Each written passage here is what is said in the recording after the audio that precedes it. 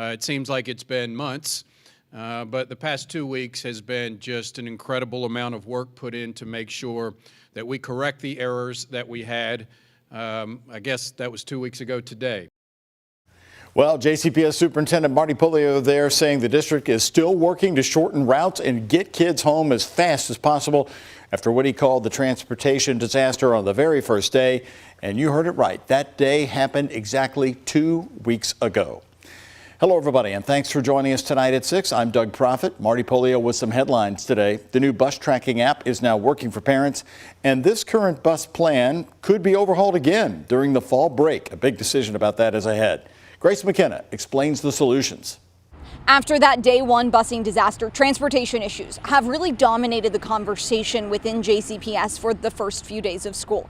Today we got a clearer picture about what's being done right now and over the course of the next few months to continue to push for more improvements to the busing situation. Tuesday's final arrival, 7:13. While it's close to last year's metric and far from times 2 weeks ago, there's more to be done. Is there a specific time at which you all would say, we're good, this is what we are aiming for to get kids home every single day? Even with this new system, our goal is to get obviously before 7 o'clock.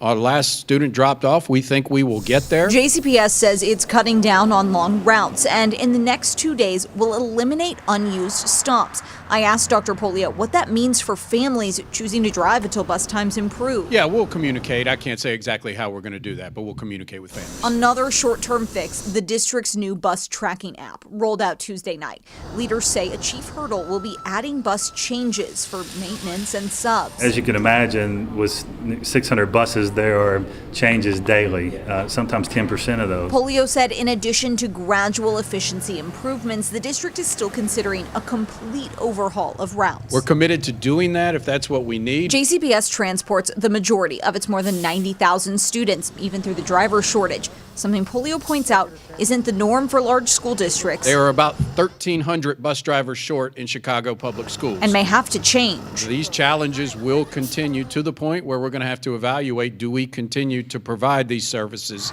for every single family who chooses. As they continue to readjust some of these bus stops and routes, Dr. Polio says that fall break will really be a key time for deciding what JCPS is going to do about the routing situation in the long term. In Louisville, Grace McKenna, WHAS 11 on your side.